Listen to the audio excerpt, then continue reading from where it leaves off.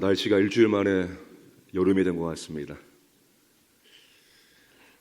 민수기 4장이 이제 1장에 시작된 이스라엘 전체 지파의 인구 조사가 마무리가 됩니다. 마지막 인구 조사의 대상이 레위 지파입니다. 레위 지파는 두 번에 나누어서 인구 조사가 진행됩니다. 처음에는 1개월 이상 된 남자들만 계수합니다. 그런 다음에 오늘 본문에서는 회막에 봉사할 사람들의 인구 조사를 하고 있습니다. 민수기 전체 36장 가운데에서 인구 조사만 넉 장에 걸쳐서 진행됩니다. 분량면으로 11%에 해당되어집니다. 작은 분량이 아닙니다. 그만큼 중요하다는 것입니다. 회막에서 봉사할 사람들의 인구조사 30세부터 50세까지입니다.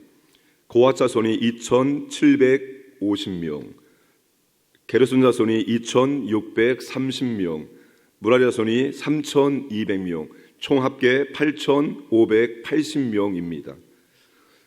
읽은 본문에서 반복되고 있는 표현, 문장이 두 번 나옵니다. 두 군데 나오죠.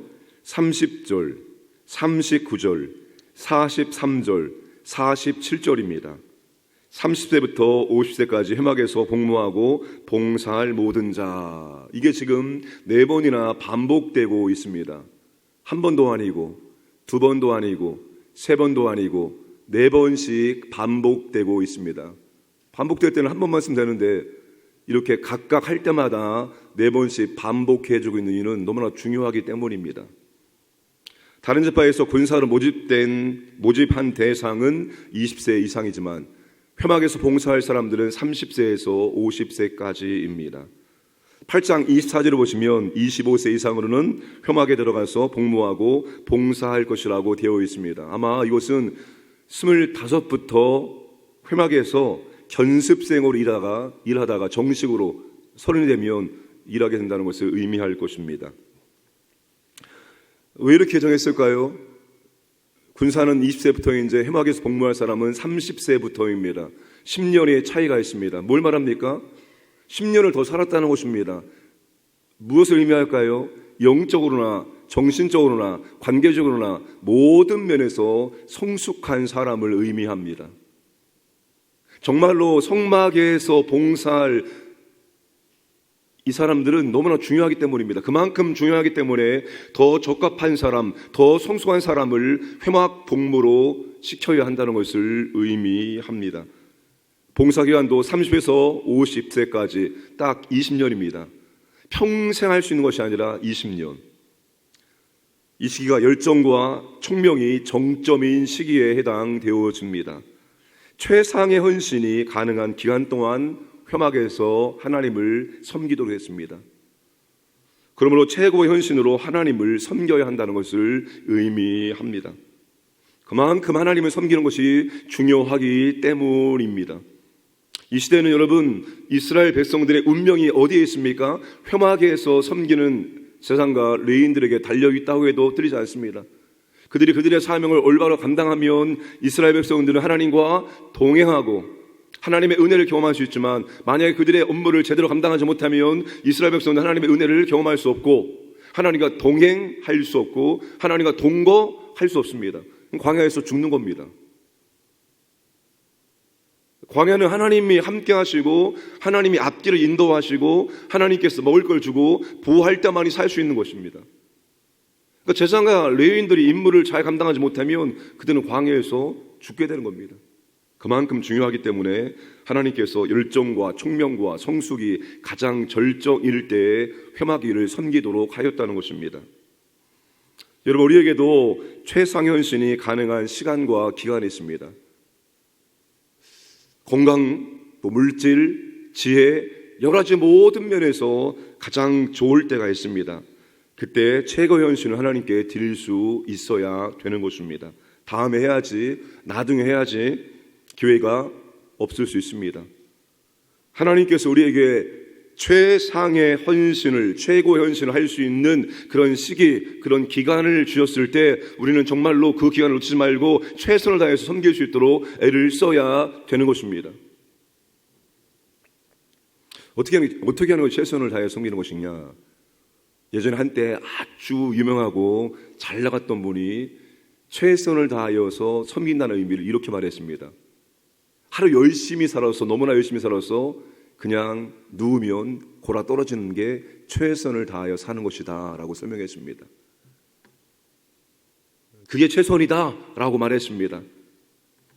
여하튼 여러분, 우리가 하나님이 주신 기회를, 하나님께서 지금 내게 섬기시는 기회와 시간을 주셨을 때 그때밖에 없는 거예요. 그때밖에. 이때가 지금 최상을 하나님께 섬기시는 마지막 기회입니다. 이때 여러분, 우리가 최선을 다해서 하나님을 섬기려고 애를 써야 한다는 것입니다.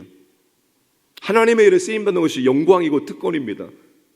제가 늘 직분자들에게, 사역자들에게 특권의식 가지고, 영광의식 가지고 섬겨라라는 말을 자주 합니다. 하나님께 쓰임받는 게 특권이고 영광입니다. 왜 특권이고 영광입니까? 하나님께 쓰임받는 것이 여러분, 주님을 닮을 수 있는 기회입니다. 우리의 사역의 최종적인 궁극적인 목적은 주님 닮는 것입니다. 근데 하나님께서는 우리가 하나님을 위해 살아갈 때 덤으로 주는 복들이 있습니다.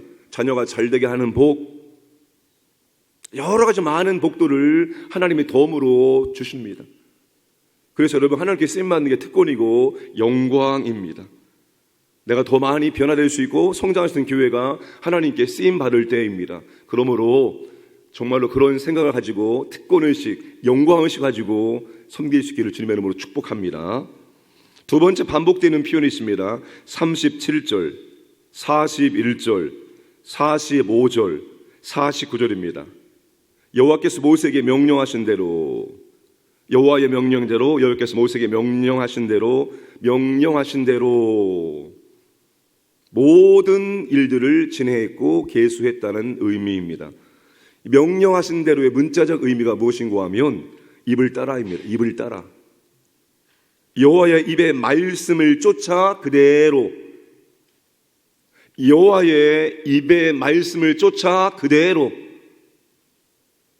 하나님이 모세에게 이렇게 해라 명령하시면 모세는 그대로 순종했다는 겁니다. 철저한 순종을 의미합니다.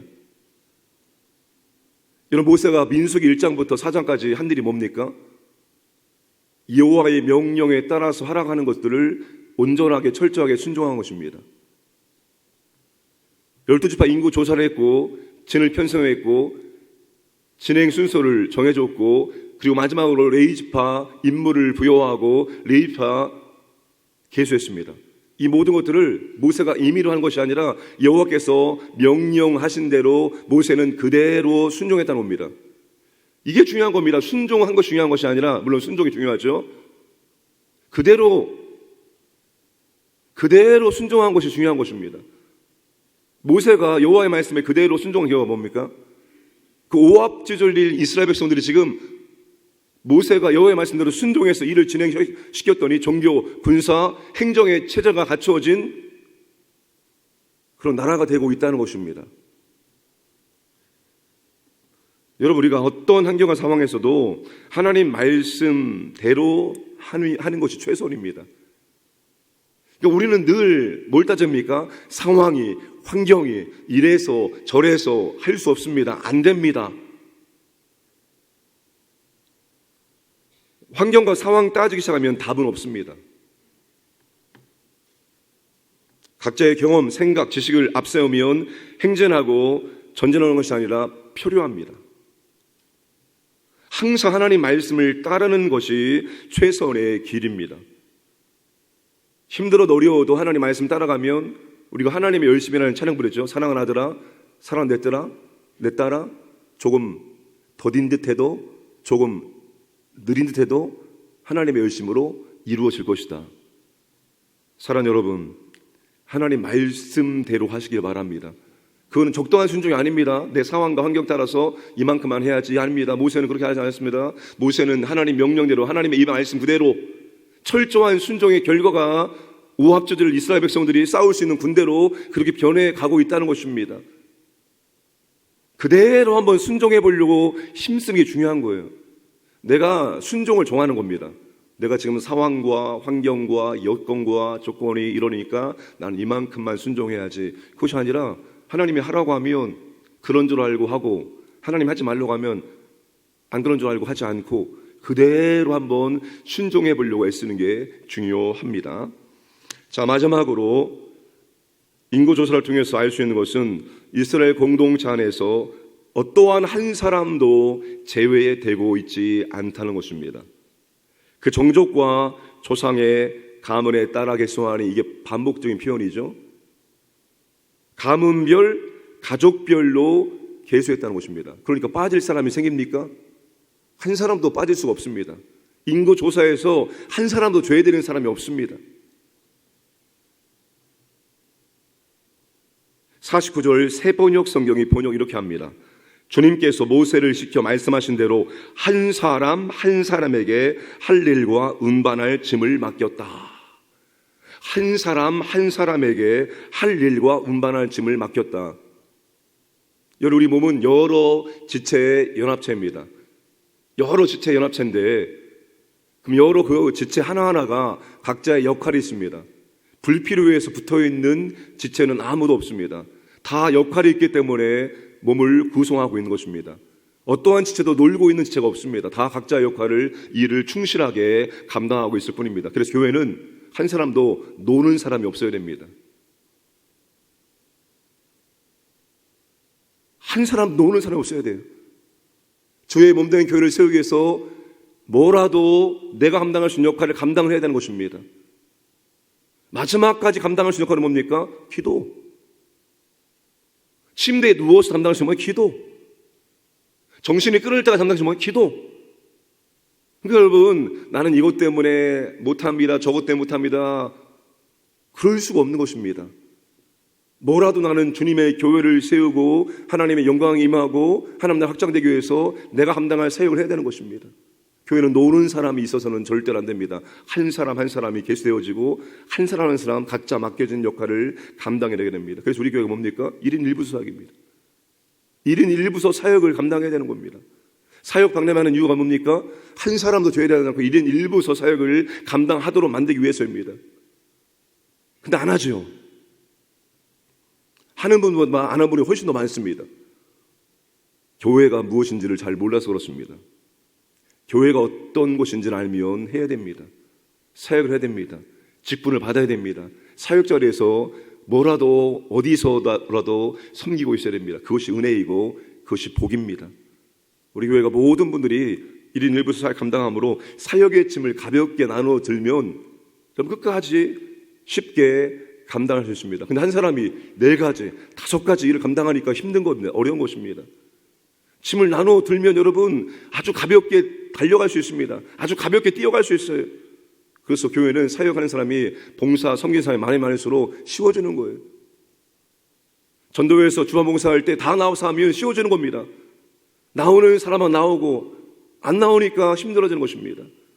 사랑하는 여러분, 뭐라도 한 가지라도 주의 몸된 교회를 세우기 위해서 감당하시기를 주님의 이름으로 축복합니다.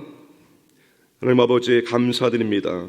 오늘도 아버지 하나님 저희들에게 생명을 연장시켜 주시고 오늘도 아버지 하나님 주님의 교회를 하나님의 섬길 수 있는 기회를 주심을 감사드립니다.